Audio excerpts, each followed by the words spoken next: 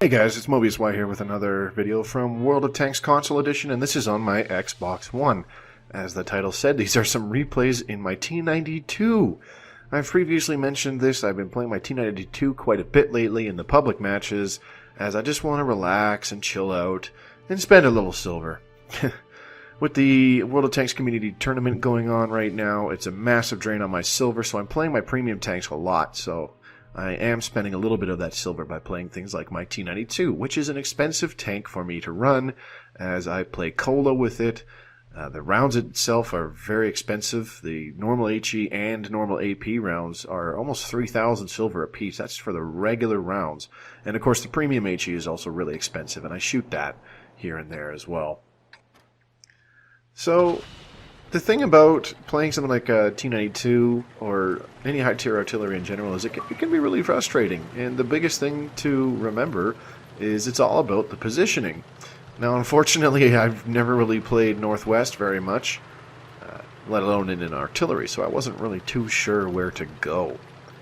But I decided I was going to start by loading up an AP shell at the very beginning of the game due to the team composition on the other side. They've got a pair of Waffles, a pair of E100s, a Death Star, some stuff that I would really like to sink an AP shell into and smash them for, 1,800 or more hit points roughly. But that's basically how it is. The thing about playing artillery is, well, in my case in particular, it's very inconsistent. It's the most RNG dependent class, for sure. Excuse me, especially compared to things like medium tanks, which have very consistent and accurate guns and really good gun handling. Artillery is simply every time you pull the trigger, you're rolling the dice. You got to pray to the RNG gods that you line up your shot as best as you can. And there's definitely ways to do that. Like I said, positioning plays a big role.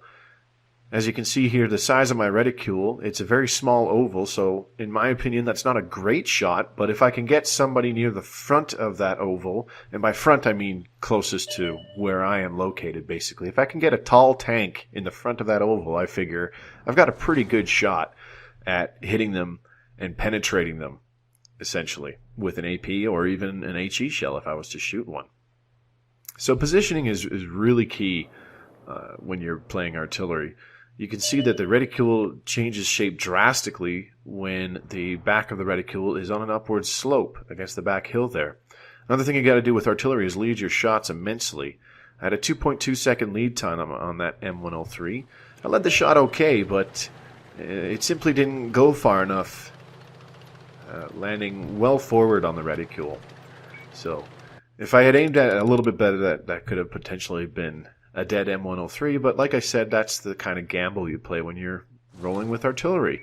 And it's essentially a bit of a gamble every time you play this class of tank whatsoever, on a whole. Every time you get into a public match, it could be a competent team that does a decent job, spreading out on all flanks and getting vision everywhere, and making sure that you don't get spotted in the first 3 minutes of the game like I did here. Not sure what it was that spotted me, but I know that artillery is likely turning in my direction, and they could very well be aiming in on me right now. So decided to completely reposition here, as we still don't know what spotted me. I've got at least 4 tanks hanging out back here in our spawn area, and they're really not doing a good job getting eyes up to figure out what it was that spotted me at first. But we eventually do spot this enemy T-54. And this is the kind of thing that can happen when you're playing artillery. I mean, I knew he was there, but there's not much I can do about it. There's not much I want to do about it either, considering that there's a battle going on the other side of the map. So let's see if we can take out this Death Star, line up the shot, and I just pull the trigger, and it sinks. We finish him off. He had maybe half health. He took quite a bit of damage there. And then I'm just trying to drive away and maybe get behind cover. One arty shell misses. Second one, not so much. As expected, the enemy artillery was aiming in on me. And I landed one shot this game for maybe half the health of the enemy Death Star. That's just how it goes sometimes in artillery, and you really got to roll with the punches when you're playing with artillery. The game went down to the final 4 seconds. We almost capped out, but the last 2 artillery were destroyed, so it was a very long game that I had to wait for. I was dead about 3.5 minutes in, and the game went on for almost a full 15 minutes. 1 shot, 2 shots, 1 penetration, for 921 damage on that Death Star, taking out a very dangerous tank on the enemy team, but really not doing much that game. Not too happy with that game, obviously, but that's just what happens in artillery. I mean, if I was in a tier 10 medium tank and I only got to 900 damage, I'd be a lot more critical of my performance and the occurrences in that game. I'd be analyzing everything that I did wrong, what I can do to play better, and basically just not have such a crappy game next time, more or less. But that's essentially how it goes sometimes when you play artillery. Sometimes, it's something as simple as your shots are going exactly where you're planting them every time in your artillery. 3 or 4 AP shells in a row just sink right into the target that you're aiming at, because they hit the very point that you were trying to shoot, and you knock out 4 full health tanks in a row. Sometimes you completely miss, and you get 500 damage total because all you did was splash a bunch of guys. That's what happens when you're playing artillery. And the funny thing is, while artillery isn't really, hard to play, it's definitely a lot harder than people give it credit for, because you got to be considering your position, the enemy tank's position, as well as the differences in elevation, the kind of slope that the enemy tank is on, whether they're on the far side of hill slope or where they are on the close side, and your reticule is decent size there, what have you. It's there's a lot of little factors that come into play, but I mean, the main thing is it all comes down to positioning. Right here in this spot where I was, I knew I could have good shots on the north side of the flank, but nobody was heading over there. And this E50M, after I pinged the sector, the E50M was going to go over there and hold that flank by himself and give us some vision. But I figured, if he does that, he's just going to die quick. So I pinged him to fall back, and he did that right away, which was honestly the smart thing to do. Now, looking at the map here, this has kind of become normal gameplay on Erlenberg, and it's so depressing seeing this crap. The only thing that we've got in the north side here is this T-57 Heavy, and he's hanging out way in the back. Pretty much all of our tank destroyers are on the ridge. We've got a lot of heavy tanks down in the south behind the ridge as well, and our pretty much only medium tank is up in the middle trying to get some eyes. Our scout goes in way too far, getting spotted pretty early, and he's going to suffer for it. But, what can you do? I'm in artillery. Not much I can do for it. But I did notice the E3. I knew he was in the game. I saw him in the tank list when I first loaded up the game.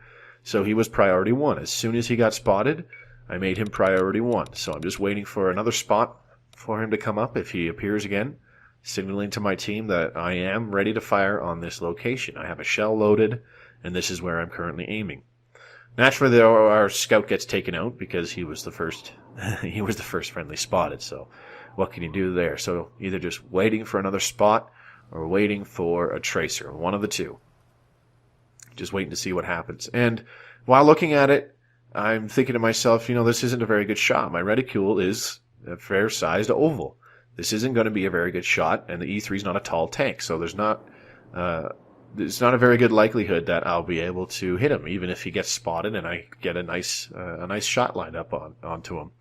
And of course, I am pretty much on the other side of the map, shooting all the way across. So it's a 3-second roughly shell time between shooting and the shell actually hitting. So all in all, my position to shoot on this side of the map is really not very good. And I'm just trying to keep an eye on the map, see if anything else gets lit up, and make sure that I don't get into serious trouble by those heavy tanks in the medium way up in the north. So at this point, I'm just kind of being a troll because everybody's literally just camping. There's no movement going on whatsoever on our team, and at this point, I figured we were going to suffer for it greatly, but whatever.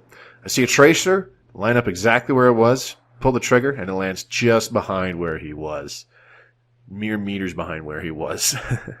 If that was an HE shell, I probably would have splashed him for maybe, 50 hit points or maybe 300 points. Who knows?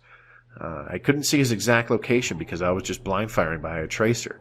But that was an AP shell, which are very effective on the T95. They have over 300 penetration. They basically have tank destroyer levels of penetration. So they're very effective shooting AP shells from a T92. I said T95, my bad. And coming at a downward angle, it's much more likely they're going to penetrate, especially if they hit the top of a tank. That's a lot of damage. So seeing the tracer again, I aimed in with an HE shell this time, and not seeing the shell hit the ground, I know I hit that E3 dead on. Don't know how much damage it was. Could have been a little if I hit him straight in the gun mantlet, as the gun mantlet spaced armor would have absorbed quite a lot of the splash damage. Or it could have been a lot if I hit him in the side of his superstructure. Or right above the tracks, even. It could have been a crap load of damage. Who knows? I'm not too sure right now, as we don't really have eyes. Our scout got killed really early, and our medium is spotting in the middle right now. So every time I've shot, I have moved further south to decrease the flight time of my shells, for sure, so that I can line up better shots like this. Saw a tracer. I know it's not the E3, because that's not where the E3 was spotted, so I'm just waiting for another tracer to confirm his location. I see another tracer. We just aim that in, take the shot, sink. And that's a dead E75, just like that. Not sure how much damage it did, but it looks like it could have hit him either in the side, possibly the side of his turret, or even just through the upper front plate. So it could have been as little as, 100 damage maybe if he was on life support. And I simply took out what last little bit of health he had left. Or again, it could have been for maybe 1,000 damage if I hit him in a good spot and he had a lot of hit points left. Either way, it's a dead E75. Pretty good tier 9 tank to take out of the game. And this is starting to open up the south side of the map for our guys to push. I'm still keeping an eye out for this T110E3. Haven't seen it shoot in a while, so I pinged to the rest of the team, hey, I'm ready to shoot again. I really want to get this E3. E3s tend to be priority 1 for me when I'm in artillery. So he gets spotted again after firing, so I just line up another shot, pull the trigger, and it just splashes right in front of him for not even 200 damage. Again, that's kind of the gamble you play with artillery. Every time you pull the trigger, it's a roll of the dice. What can you do? But as I said, my position isn't too great. The reticule is quite oblong, so there was a very good chance that the shell could have even just flown right over top of that E3 for no damage and landed at the very back of the reticule. So I'm still lining up my shot. The shot's getting a little bit better now, too, since the E3 is backing up. So it's really tightening up the oval reticule. A bit of a better shot here, and it sinks. Again, the shell does not impact the ground and leave an impact crater, so I know I hit that E3. He gets spotted right away. He's on life support. If I hit him again, he's as good as dead. If any of the other artillery hits him again, he's as good as dead. At this point, somebody else could pretty much just HE him to death with a couple shots, because he can't have more than 50 hit points. So I know I've done my job. It's time to look for another target. That E3 is essentially going to get killed. And I was quite happy with myself at this point. E3s, like I said, they are priority 1 for me. And T95s, they're priority 1 for me in an artillery. For sure, because they are a tough nut to crack when they're hanging that far back and sniping at your teammates. So an enemy scout tank actually manages to break through our lines. And right now he's killing one of our artillery. So I just ping the map, line up a shot on this Wheezy 120. Not a very good shot, so I lead it back a little further than I probably should have. But it pays off, nailing him in the upper front plate for 982 damage. Putting me down to my last HE shell. So at first, the shot on that Wheezy 120 wasn't very good. But again, enemy tank position does come into play. He backed up enough so that he was on the upslope of that hill that he was sitting on, and it made my reticule a lot tighter. Still luck, essentially, that I hit him, but it paid off in the end. I was able to hit him dead on, more than likely doing some module and crew damage as well, but also taking off a good half of his hit points. So, unfortunately, that was the best shot that I had, as the T95 that was spotted at the very beginning of the game has not been spotted since. Don't know where the waffle is, but that is easily priority target number 2, but haven't seen the waffle all game, and the 2 enemy artillery still have not been located. So trying to line up a shot on the T95, it's a no-go. He's hugging the buildings, so I just say negative to the team as I do not have a shot on him. Then there's that Wheezy 120 again, so I figure, well, that's the best shot I have right now because nothing else has been located. I have no idea where anything else is, so I'm not even going to try and find tracers to blind fire. So seeing him pull forward, I just snap a shot off, say screw it. Real Hail Mary shot there. And it goes way over. So again, discussing positioning with artillery. It plays a key role when you are rolling out in your artillery. Not just the angle of the shot that you're going to take around pieces of cover and whatnot, but as well as, just the differences in the terrain and whatnot. That shell went way over my target and landed somewhere in the back on the bottom of the hill behind where the Wheezy 120 was hanging out. And it's simply because of the angle that I was shooting at. If I was on the north side of the map and a shot went over, it would have hit the buildings behind him. And if somebody was there, there's a chance that I could have splashed him, but that wasn't the case. I would have had a better shot as I had a better angle on him, for sure. So, at this stage, this is when I realized, okay, they're all by the castle, and I don't have very good shots from the south here because they're all hanging out right behind it on the west side of the castle. So I need to get further north in order to open up a shooting lane so that I can have a shot come down on top of them right in front of the castle, if possible, and land a shell that way. So I move as far north as I'm willing to, and that's when I decide I'm going to start aiming in, see if I can maybe get a shot off on this waffle if he peeks out far enough. But that's not the case. Wheezy 120 comes out, gets tracked, and then our E3 finishes him off for under 700 damage. Now, it looks like that waffle's on a reload, so I know I'm not going to get the chance to shoot him. Even if I was moving all the way to the north end of the map, I would take far too long aiming in to get a shot on this guy. Our friendly E3, waffle, another tank destroyer, they just pick him apart and he's gone. Now, I could have totally had another shot there, if possible, had I moved a lot sooner and gotten to the other side of the map. Again, positioning. I might have had another shot, but who knows. Easiest 4,000 damage you could ever get in a game, honestly. Landing 2 HE shells on that T110E3, landing 1 on the E75 for an unknown amount of damage, which we'll take a look at just now. So over 2,000 damage in 2 shots to E3. That's huge. That first shell obviously smashed that E3 pretty friggin' hard. 993 damage on the E75. Big hit on the E75 there with another HE shell. And a 4th HE shell on the Wheezy 120 Chinese medium tank for another 982 damage. Easiest 4,000 damage you could ever get, roughly. Anyways, guys, that's some replays with my T92 and what I've been doing lately. Hope you enjoyed, and I will see you in the next one.